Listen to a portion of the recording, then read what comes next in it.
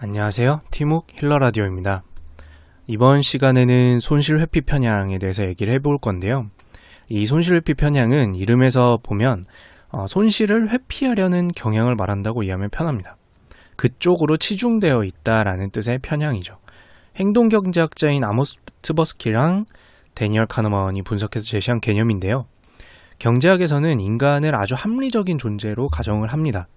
사람이 합리적이라면 그 뜻은 뭐냐면 오로지 자신에게 계산되는 가치를 계산해서 무언가를 얻을 때에 그 가치가 더 높다면 그것을 하고 그렇지 않다면 그것을 하지 않는다라는 뜻이 됩니다. 계산과는 달리 근데 실제 현실의 사람은 잃는 것을 더욱 과대평가하는 경향이 발견돼서 분석하자 발견된 개념이라고 생각하면 손실회피 편향을 좀 더 쉽게 이해할 수 있습니다. 잘 쉽게 이해해보기 위해서 예를 들자면 10,000원을 얻는 것과 10,000원을 잃는 것은 경제적 가치로는 똑같은 가치를 얻고 잃는 효과만 발생을 해야 합니다. 그런데 현실의 사람은 10,000원을 얻을 때의 행복보다 그 10,000원을 잃을 때의 고통을 더욱 크게 받아들인다는 이야기가 됩니다. 직관적으로 10,000원을 얻은 다음에 그 10,000원을 다시 빼앗으면 사실 발생한 행복보다 딱 그만큼 다시 사라져야 되는 거잖아요. 그러니까 발생한 행복 10,000원어치만큼 행복이 발생했으면 10,000원이 다시 없어졌을 때는 10,000원이 없어진 것만큼의 행복만 사라져야 되는데 그게 아니라 오히려 얻었던 이전보다 더 불행해지는 기분을 느낀다라고 생각하면 됩니다. 분명히 10,000원을 받기 전 상태와 빼앗긴 이후 상태는 산술적으로 계산을 해보면 똑같은 상황이 돼야 되는데 사람의 기분은 그렇지 않다는 거죠. 경제학에서 가정하는 합리적인 인간이라면 그러면 안 되지만 보다 현실적인 인간적인 측면에서 탐구한 행동경제학에서는 이런 인간적인 비합리성을 설명할 수 있도록 이 손실회피 편향을 찾아낸 겁니다. 우리들이 흔히 하는 말로 줬다 뺏는 게 어딨냐? 라고 하는데요. 실제로 손실회피 편향이 이렇게 기분 나빠하는 부분을 설명해 줄 수 있다라고 생각하면 좀 편하게 이해가 되겠죠. 물론 이거 외에도 뒤에서 설명하겠지만 더 잘 설명해주는 이야기들이 있습니다. 다시 조금 가벼운 얘기로 돌아와서 뺏을 거면 차라리 주지 않는 게 기분이 훨씬 낫다는 이야기입니다. 왜냐하면 주고 나서 그대로 빼앗으면 플러스 마이너스 0이 되는 게 아니라 빼앗겼을 때 손실을 더욱 강하게 얻은 것보다 더욱 강하게 느낌으로 받기 전보다 행복의 마이너스 기분을 크게 느끼게 된다라는 이야기가 되기 때문이죠. 그러니까 뺏을 거면 주지 않는 게 더 좋습니다. 자, 그러면 이 손실회피 편향은 줬다 뺏는, 받았다 뺏기는 상황 말고도 우리의 일상 속에서 어떻게 작용되는지 보다 와닿는 이야기가 더 없을까 찾아보면 사실 너무 대표적인 얘기가 하나 있습니다. 굉장히 중요한 순간에 너무나도 많이 작용을 하고 있기 때문인데요. 많은 분들이 가장 흥미롭게 여기는 순간은 바로 투자할 때입니다. 쉽게 말해서 주식, 채권 투자, 요즘에는 코인, 암호화폐 투자 같은 것들을 할 때가 있겠죠. 선물 옵션도 있을 거고요. 아무래도 저 같은 경우에는 증권업에 있었다 보니까 이거에 관해서 명확히 할 이야기가 되긴 할 것 같습니다. 저 같은 경우에는요. 자, 사람은 손실을 이득보다 더 크게 느껴서 회피하려는 경향이 나타난다는 게 손실 회피 편향이라고 했죠. 투자할 때는 이게 크게 두 가지 경우로 분명히 나타나게 됩니다. 첫째, 내가 투자를 통해서 수익을 보고 있을 때예요. 제가 만약에 1,000,000원을 투자했고 계좌에 플러스 20%의 수익이 나오고 있어서 1,200만원이 계좌에 찍혀있는 상태를 한번 상상해 보도록 하겠습니다. 아직 주식을 매도해서 주식이 아니라 현금을 만들어 20%의 수익을 실현한 건 아닙니다. 여기서 실현이라는 게 무슨 뜻이냐면 투자에서 많이 쓰는데 이걸 실제로 판매해야 주식이라면 주식, 코인이라면 코인, 채권을 판매해서 내 현금 실제로 일어난 수익 또는 손실을 현금으로 손에 쥐는 것을 실현했다라고 합니다. 사실 그래야만 수익이나 손실이 확정되는 거고 그게 사실인 거죠. 계좌에 플러스 마이너스 몇십 % 적혀 있는 것을 실현했다라고 하진 않습니다. 그냥 수익이 나고 있는 상태, 이렇게 생각하면 돼요. 그래서 이 실현이라는 단어가 매우 중요합니다. 자, 다시 본래 이야기로 돌아와서 방금 말한 대로 아직 이거는 수익이 실현된 건 아닙니다. 그냥 계좌에 정확히 표현하자면 지금 주식을 팔면 20%의 수익이 발생한다는 뜻일 뿐입니다. 발생한 건 아니에요. 말장난 같지만 이게 굉장히 중요합니다. 현금으로 손에 쥐기 전까지 여러분들은, 그리고 또 저는 수익을 얻은 게 아닙니다. 투자는 그렇게 생각해야 됩니다. 그런데 문제는 웬만해선 마음을 다잡지 않으면 보통 사람은 계좌에 플러스 20%가 찍혀 있으면 이건 이미 내 돈이라고 생각을 합니다. 이 경우에는 원금이 이미 1,000만 원이 아니라 1,200만 원이 된 거예요. 플러스 20% 수익이 난 상태를 인지하는 순간, 눈으로 본 순간 1,200만 원이 원금이 됩니다. 20%의 수익 가능성을 합쳐버리는 거죠. 팔아서 실현한 것도 아닌데요. 그럼 우리들의 마음속에서 무슨 일이 벌어질까요? 1,200만 원에서 1,100만 원으로 아직 판 게 아니니까 주식 가격이 왔다 갔다 하면 내려가는 경우도 있겠죠. 이거를 손실을 본다라고 생각을 해버립니다. 왜냐하면 원금이 1,200만 원이니까. 재밌죠? 플러스 10%인 100만 원도 분명히 수익이 나고 있는 중인데 그렇게 생각을 하고 있는 게 아닙니다. 플러스 20%로 수익이 날 수 있었던 상태까지를 내 돈으로 생각을 해버리는 거죠. 그래서 20%에서 15%로 10%로 수익이 내려가면 그만큼 손실을 본다고 생각을 합니다. 수익이 낮아졌네라는 생각과 정반대로 생각을 한다는 거죠. 그럼 이제 여기서 문제가 발생을 합니다. 사람은 손실을 훨씬 뼈아프게 느낀다고 했잖아요. 그럼 과민 반응하게 돼요. 내가 플러스 100만 원을 얻고 있는 상태라고 생각을 하는 게 아니라 100만 원을 잃고 있는 상태라고 생각해서 100만 원을 얻고 있는 기분보다 100만 원을 잃고 있는 기분을 크게 과대 해석해서 뼈아프게 느끼기 시작합니다. 10%도 20%도 수익이니까 더 기다려볼 수도 있어 라고 하지 못하게 된다는 거죠. 그래서 처음에 이 회사의 가치가 2배가 된다고 투자를 시작을 했어도 한 번 수익률 20%인 것을 확인하고 나서 그 수익률이 10%로 낮아지면 마음이 버티지 못하게 됩니다. 수익률이 낮아지는 걸 손실로 인식하게 되니까요. 그러면 손실 회피 편향이 머리에 작용을 하게 되고 1,200만 원에서 1,100만 원이 되면 100만 원 손해본다고 생각하게 되면서 난 이미 100만 원을 잃고 있는 뼈아픈 불행을 느끼게 됩니다. 투자금은 1,000만 원이었는데도 말이죠. 그래서 더 잃기 전에 팔고 싶어집니다. 안 그럴 것 같죠? 저는 이것들을 수없이 보고 계속 지켜볼 수 있는 자리에 있었습니다. 어느 정도 수익률이 되면 사람들은 그 수익률을 잃을까봐 더 기다리지 못하고 팔아요.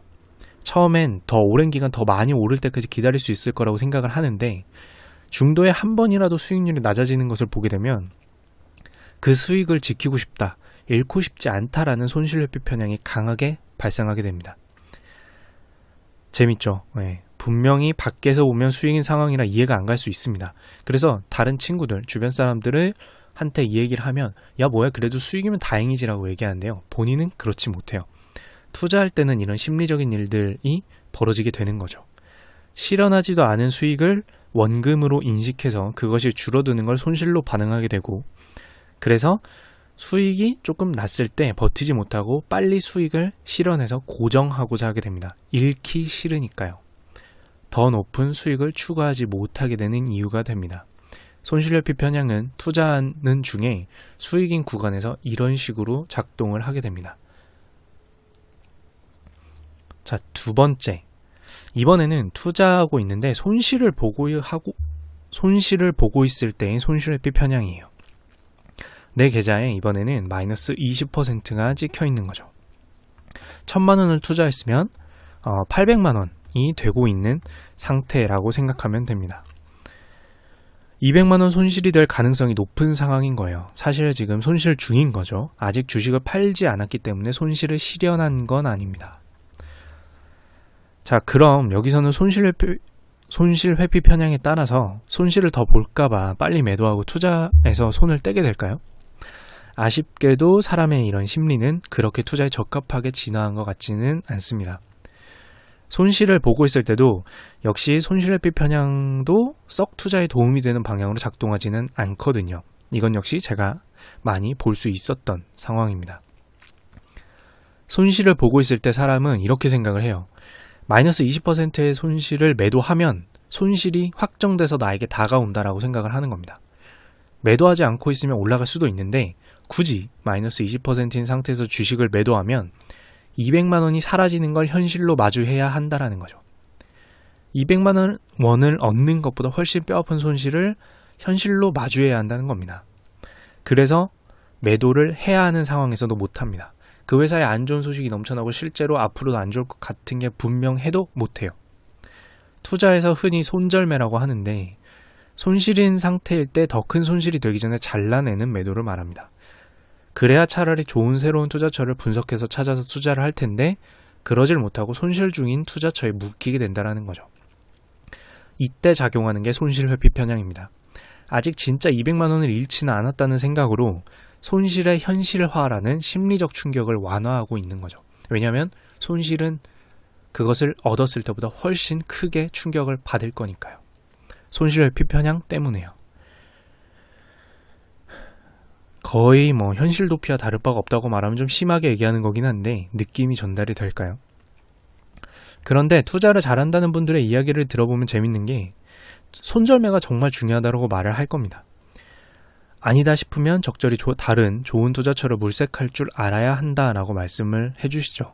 처음에 투자하게 된 이유가 계속 유지되고 있지 않을 수 있기 때문이에요. 상황이 변했을 수도 있고 그 투자처가 똑바로 일을 하지 않거나 라이벌이 성장 중일 수도 있습니다. 항상 처음부터 옳은 투자처를 선택했을 수는 없기 때문에 손실이 지속될 때 빨리 판단하고 빠져나오는 것도 정말 중요하다고 말씀들을 해주십니다. 하지만 손실을 회피하고자 하는 마음이 웬만해선 벗어날 수 없게 만드는 거죠. 손실회피 편향, 투자 영역에서는 정말 악마 같은 역할을 합니다. 본인은 절대 아니야라고 생각하고 실제로 그럴 수도 있는 분들이 소수 계시겠지만 대부분은 손실회피 편향의 영향을 받아서 손실 중인 투자처를 현실화하지 못하고 붙들고만 있습니다. 그래서 수익 중일 때와 손실 중일 때의 손실회피 편향 이야기를 종합해보면요.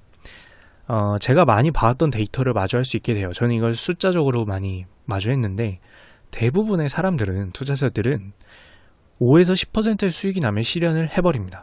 더 높이 올라갈 수 있었던 말든 상관이 없어요. 대부분의 사람들은 5에서 10%의 수익에서 매도를 합니다. 거래를 제일 많이 하죠.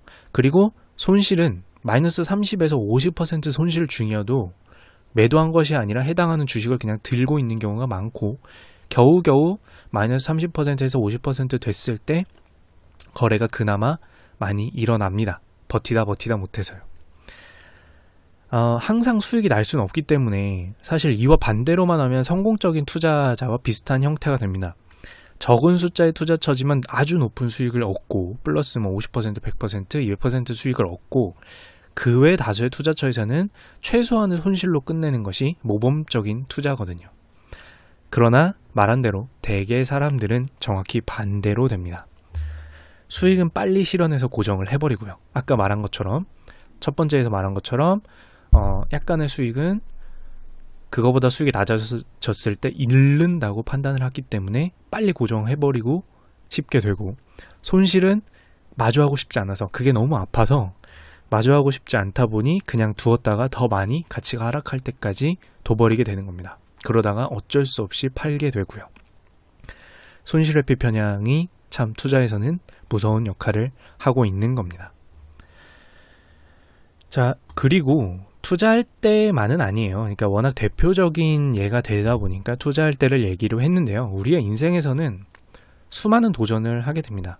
어떻게 보면 이게 인생에서 시간과 노력에 대한 투자일 거예요. 이 새로운 도전을 할 때도 마찬가지인데요. 하던 대로 하려는, 살던 대로 살려는 경향도 사실 손실회피 편향의 영향을 어느 정도 받고 있습니다.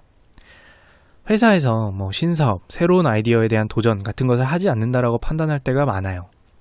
속상하죠. 저도 그랬고요. 사실 회사뿐만 아니라 삶에서 그런 경우가 굉장히 많습니다. 남들은 가지 않았던 길 또는 남들이 가는 길이라도 공부법이나 접근법, 도전하는 방법에 있어서 새로운 시도를 잘 하지 않는다라고 보이는 거죠. 실패했을 때 손실 정도가 측정되지가 않기 때문에 실제로 그게 가져올 악영향이 그렇게 크지 않을 수 있는데도 성공했을 때 이득에 비해서 훨씬 어마어마한 손실로 받아들이게 되는 겁니다. 그래서 도전을 하지 않게 되는 거고요. 물론 모든 것이 수치화될 수 없기 때문에 그것을 탓할 수만은 없습니다. 왜 새로운 도전 안 해? 라고 탓할 수만은 없는 거죠. 하지만 반대로 얘기하면 수치화되어 있지도 않은 위험을 수치적으로 계산해보지도 않고 일단 손사래를 치고 있는 것일 수도 있습니다. 손실회피 편향 때문에요. 반대로 무언가 도전을 했고 일부 성공을 거뒀을 때는 어떨까요? 앞서 살펴본 수익 구간에서의 얘기와 비슷합니다. 투자 얘기에서. 거기서 더욱더 도전에 앞으로 나아가기보단 대부분의 사람들은 지금까지 얻은 성과를 빠르게 고정시키고 그것을 재투자한다기보단 다시 더 큰 도전을 위한 투자를 하기보단 도전을 멈추고자 하는 욕구를 느끼게 됩니다. 이미 발생한 수익이 날아갈 것을 손실로 인지하고 손실회피 편향이 발동하는 거랑 비슷한 거죠. 손실회피 편향은 손실이 존재할 수도 있거나 제대로 측정되지 않으면 그것을 얻을 수 있는 이득보다 크게 느끼게 만들고 있을 수 있는 겁니다. 그리고 우리들의 마음을 고생하게 만드는 거죠. 나는 왜 저 사람들처럼 도전하지 못할까? 나는 왜 저 사람들처럼 투자하지 못할까? 나는 왜 시간을 저런 곳에 새롭게 들여서 남들이 하지 않은 것을 개척해보지 못한 걸까? 라고 우리들의 마음을 고생하게 만드는 면모가 있습니다. 그래서 자기계발서나 인생 성공서 같은 것들이 정말 많이 판매되고 있지만 그것을 잃는다고 해서 또 괴로움을 느끼게 된다라는 거죠. 여기까지 파트 1, 그 손실회피 편향에 대해서 어떤 구조고 주로 어떤 곳에서 우리들의 손실회피 편향을 마주할 수 있는지 좀 이야기를 해봤는데요. 이 다음에는 이제 항상 제가 중요시 여기는 거죠. 힐러 라디오에서 우리의 인생을 위해서. 그럼 이제 마음에 비춰서 손실회피 편향을 우리 삶에 어떻게 활용하면 될지, 또는 최소한 이 손실회피 편향이 있다는 것을 알았으면 우리의 마음을 좀 다스리기 위해서 어떻게 생각하면 될지를 좀 이야기해 보도록 하겠습니다. 한 가지 이를 통해서 알 수 있는 건 우리는 웬만해서는 잃는 걸 더 크게 두려워한다는 점이고 보통 다들 그렇다라는 겁니다. 그리고 사실 이런 편향이라고 해요. 자주 마주하게 될 텐데요. 이 비아스라고 부르는 것들은 사람들이 살아가는 데 도움이 되도록 진화하다 보니까 이렇게 된 겁니다. 우리의 뇌가. 사실 나쁜 점을 자꾸 예를 들어서 우리가 이것들을 좀 더 다루고자, 그리고 우리들의 마음을 편하게 하고자 이야기하다 보니까 그게 어떤 악영향을 미치는지 자꾸 이야기해서 그런데요. 사실 보통 이런 편향들은 무의식적으로 우리 인생에, 우리 삶에, 우리 인간이란 종에 훨씬 도움이 되기 때문에 이렇게 진화가 된 겁니다.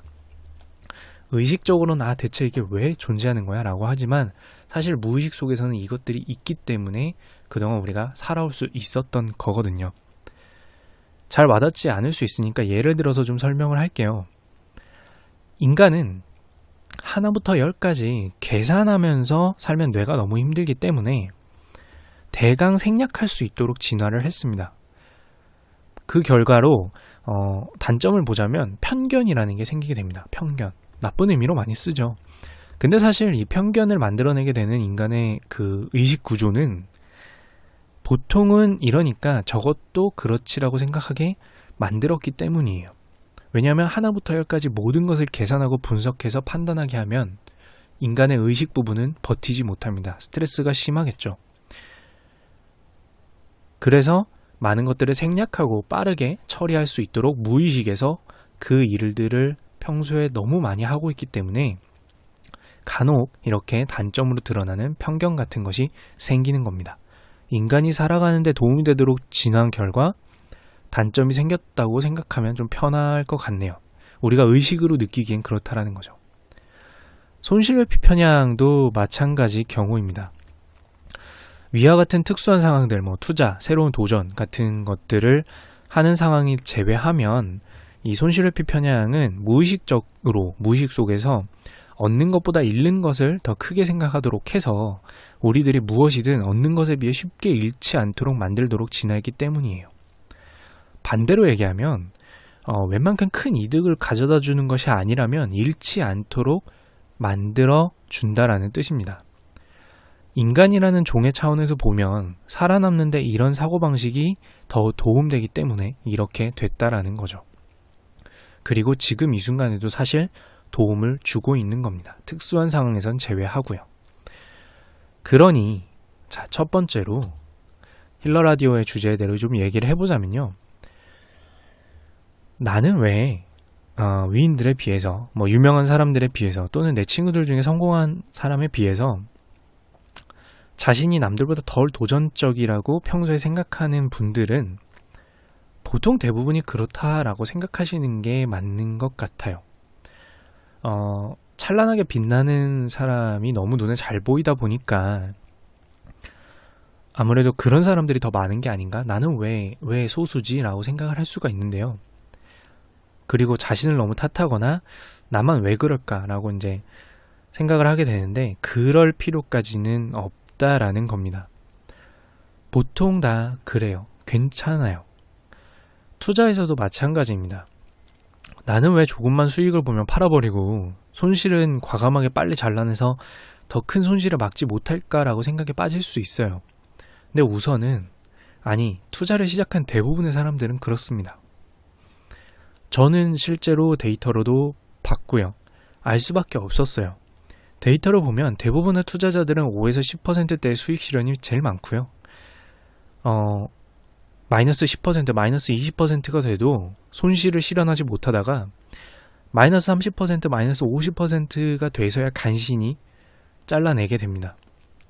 그때까지 마이너스를 안고 있는 게 대다수예요. 수익은 작을 때 실현해버리고요. 수익이 없어지는 게 두려워서. 손실은 커져도 빨리 실현하지 못합니다. 되게 그렇습니다. 보통 그래요. 인간의 뇌가 애초에 그렇게 진화를 했습니다. 이건 새로운 도전, 투자 같은 영역에서 뇌가 지난 세월 동안 최적화된 무의식적인 작동 방식이랑 안 맞는 것 뿐입니다. 그러니까 우선은 나는 왜 못할까, 안 될까 라고 생각하는 스트레스를 줄이는 게 좋습니다. 그리고 우리들의 사고방식에 대해서 이제 인정하고 들어가는 게 필요하다라는 거죠. 이 힐러 라디오를 계속해서 들으시거나 심리학을 함께 저랑 같이 학습을 좀 해본다면 느끼시겠지만 인간은 생각보다 의식적인 조절이 절대적이지 않아요. 착각입니다. 정신력? 글쎄요. 일부 작용은 합니다. 의식이 필요 없다라는 건 아니에요. 근데 인간은 이름표를 바꾸고 주변 환경을 바꾸고 내가 사는 장소를 바꾸는 것만으로도 자신의 새로운 역할에 빠져서 성격이 변할 정도로 환경 변화에 훨씬 취약합니다. 왜냐하면 그 환경의 무의식들이 영향을 받아서 당신의 의식에 영향을 주거든요. 무의식이 해내고 무의식이 영향을 받는 것에 따라서 우리가 행동을 결정하는 경우가 대다수입니다. 인정하고 싶지 않겠지만 보통 그렇습니다. 그러니 우선은 인정하는 게 필요해요. 내가 도전과 투자 능력이 무언가 모자라고 그런 게 아니라 보통 다 그렇다. 손실회피 편향은 악마가 아니에요. 보통 사는데 그게 도움이 되지만 무의식 속에서 특별한 상황에서 방해가 되는 것 뿐이죠. 그러니까 우선은 이게 애초에 그렇게 돼 있던 거구나 라고 인정하고 스트레스를 줄인 다음에 다음 단계로 나가는 게 필요합니다. 나는 왜 그럴까? 나는 왜 그럴까? 글쎄요. 첫째로는 보통 다 그렇게 돼 있는 상황에서요. 남들은 특별히 신경 쓰지 않아도 이런 무의식의 영향에서 손실회피 편향에서 벗어나서 성공하는 것처럼 보이는 건 그 사람의 환경인 그 사람을 도와서 그렇습니다. 의지의 힘을 무시하는 건 아니에요. 의지의 힘도 작용은 했겠죠. 똑같은 환경에서 해내지 못하는 사람도 있으니까요. 하지만 대부분은 환경적인 도움이 큽니다. 무슨 경제적인 환경 이런 뜻이 아니에요. 당신의 눈에 매일 보이는 색깔, 글씨 또는 환경, 냄새 그리고 당신에게 많은 영향을 미치는 어떤 사람들의 목소리, 방송 이 모든 것들이 다 영향을 미치고 있는 겁니다. 그렇기 때문에 너무 자괴할 필요가 없다라는 생각이 들어요. 그리고 좀 무겁게 얘기했으니까 우스운 얘기를 하나 하자면요. 나 말고 주변에서 다 수익만 보는 것 같은 건, 나 말고 주변에서 다 성공만 하는 것 같은 거는 그 사람들이 수익을 실현한 것만 자랑해서 그렇습니다. 안 그럴 것 같죠? 잘된 사람만 얘기하는 것 뿐이에요.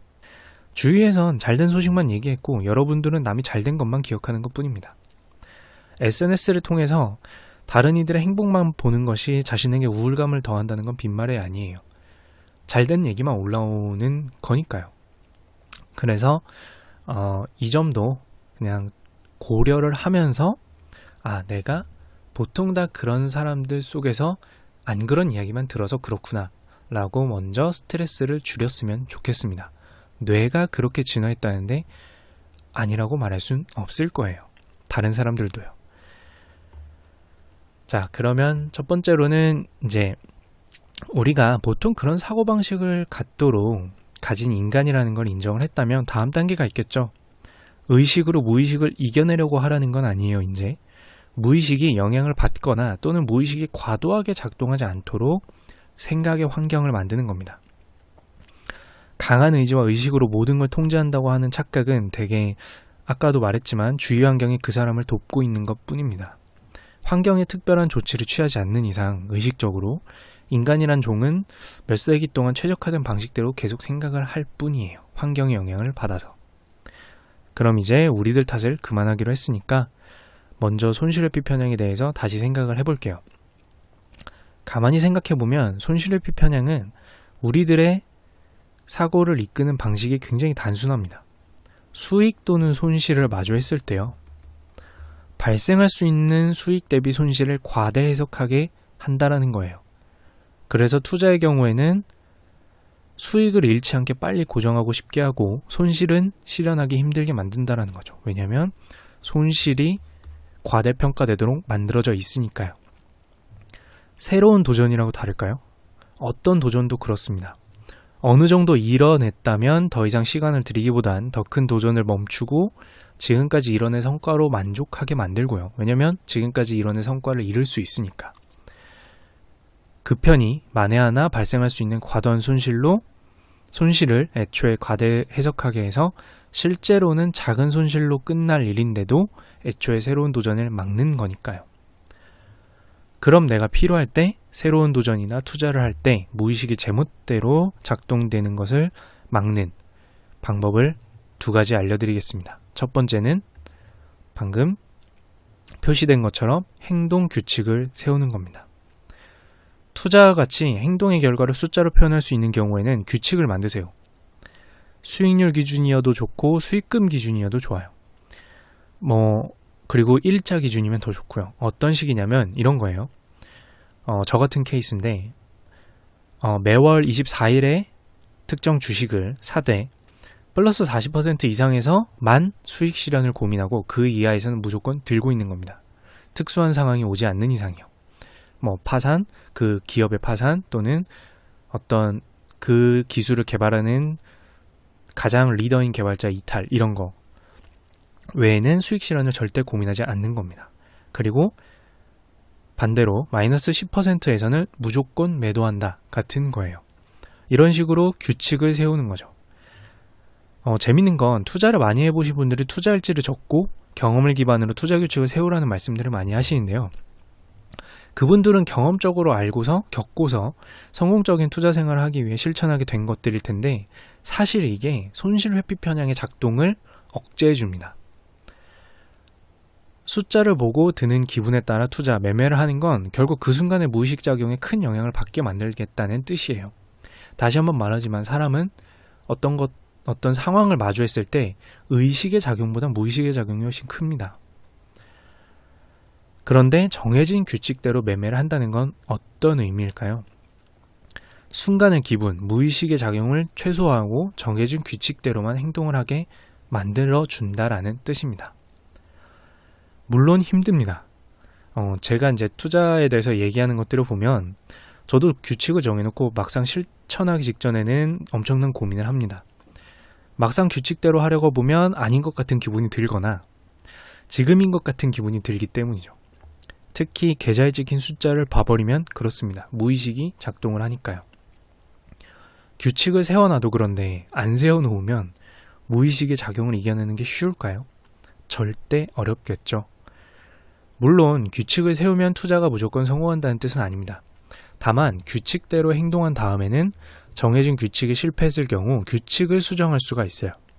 하지만 무의식에 따른 행동은 언제 어떻게 명확히 무슨 기준으로 무의식이 작동해서 잘못됐는지 짚고 수정할 수가 없습니다. 자신의 기분을 정확히 숫자로 표현할 수가 있나요? 그럴 수 없죠. 규칙을 세우면 그 규칙이 틀렸을 경우에 규칙을 수정하고 새로운 규칙을 만들어서 따르면 됩니다. 그러면 어떤 규칙은 잘 안 되고 어떤 규칙은 잘 된다라는 걸 분석할 수 있죠. 발전이 가능하다라는 얘기예요. 하지만 기준 없는 행동은 당연히 당시의 환경, 기분에 따라 심지어 당신이 투자하기에 앞서서 봤던 영화에도 영향을 받아서 무의식에 굉장한 영향을 받게 될 것이고 손실회피 편향의 작동을 그대로 두게 됩니다. 그러니 행동 규칙을 세우는 것을 추천을 드립니다. 두 번째 조언이에요. 이득이 되는 거랑 손실이 되는 것을 시간을 들여서 목록으로 작성을 해보세요. 뭔가를 도전할 때요. 수치상으로 정확하지 않아도 좋습니다. 특히 최악의 경우 무엇을 잃는지 꼭 적으세요. 그리고 옆에다가 또 적어보세요. 정말로 그걸 잃는지, 이걸 한다고, 이 도전을 한다고 그걸 정말로 잃을지, 그리고 만약에 잃을 수 있다고 치고 그 최악의 경우에 미리 대비할 수 없는지요. 간단하게라도 적어보면 의외로 예상되는 손실은 미리 대비할 수 있는 경우도 있고 얼토당토 않은 경우도 있습니다. 얻을 수 있는 거랑 잃을 수도 있는 손실 가능성을 눈앞에 목록으로 정리를 해보는 거예요. 단순히 머릿속에서 무의식의 모든 걸 맡기지 말고 그렇게 적어놓고 보는 거죠. 눈으로요. 정말로 잃을 수도 있는 것이 클 수도 있어요. 적어놓고 봐도. 그렇다면 손실회피 편향은 일을 잘하고 있던 거겠죠. 하지만 아닐 수도 있습니다.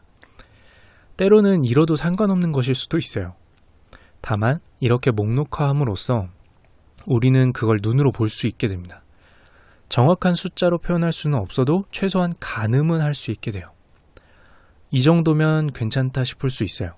그리고 어떤 것들은 여러분들이 도전에 자신감 있게 나설 수 있도록 해줄 겁니다. 생각해보니까 별거 아니네 라고 하게 될 수 있어요. 무의식에만 맡기지 마세요. 그리고 반대로 정말로 잃을 것이 커서 도전을 진심으로 포기하게 되는 경우도 생길 수 있습니다. 하지만 이 경우에도 이렇게 목록으로 정리를 해보면요. 여러분들의 마음을 보호할 수가 있습니다. 여러분들은 그냥 포기한 게 아니에요. 대충 생각해보고 난 늘 포기하듯이 포기했어. 이런 게 아닙니다. 정확히 목록을 작성해놓고 보니 이런 것들은 절대 지금 이룰 수 없는 건데 대비도 불가능해서 대비할 수도 없는 것이라 하지 않은 겁니다. 그냥 겁먹은 게 아니라 내 마음을 몰라서가 아니라 여러분들이 분명히 생각해서 하지 않은 거예요. 그리고 만약에 언젠가 대비할 능력이 되거나 기회가 오면, 도전할 기회가 생기면 그걸 잃어도 괜찮은 수준이 되면 이걸 떠올려서 도전해 볼 수도 있겠죠. 이런 식으로 우리들의 마음을 자괴를 하는 것을 막아줄 수 있습니다. 무의식이 평소에 해결해줘서 고마운 거지만 이런 도전이나 투자를 할 때는 이렇게 의식의 영역, 눈앞의 목록, 계획, 규칙으로 끌어올려서 우리들의 마음을 보호하거나 또는 어떤 도전이나 투자를 성공시킬 필요가 있습니다. 이걸 기억하면 좋을 것 같아요. 이야기를 마무리를 할게요.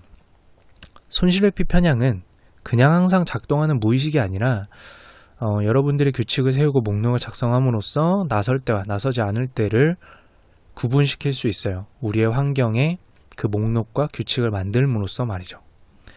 다시 한번 말하지만 손실회피 편향은 우리를 보호하기 위해서 몇 세기 동안 인간의 뇌를 최적화한 결과입니다. 의식이 너무 힘들지 않게 무의식 속에서 우리 삶에 도움되도록 만들어진 것이에요. 그리고 반대로 조금만 노력하면 최소한 그 영향을 긍정적으로 활용해 볼 수가 있고 환경을 새롭게 조정함으로써 약간은 조절할 가능성이 있다라고 생각할 수 있습니다. 그래서 다들 도전과 투자에 적극적으로 임할 수 있게 되거나 또는 그걸 하지 않는다고 해서 자괴, 우울, 자책하는 등의 자신의 마음에 함부로 상처를 내지 않는 그런 방법을 이번 힐러 라디오에서 알 수 있었으면 좋겠습니다. 보통 그래요. 다시 한번 얘기하지만요. 이번 힐러 라디오의 주제인데 보통 그래요. 보통 그렇게 적극적일 수 없고 괜찮습니다. 우리는 이거를 좀 더 잘 우리의 마음을 이용하는 마음, 뇌죠. 사실은 심리를 이용하는 방법도 있으니까요. 여기까지 손실회피 편향에 대해서 알아보는 시간이었고요. 이상 티묵이었습니다. 감사합니다.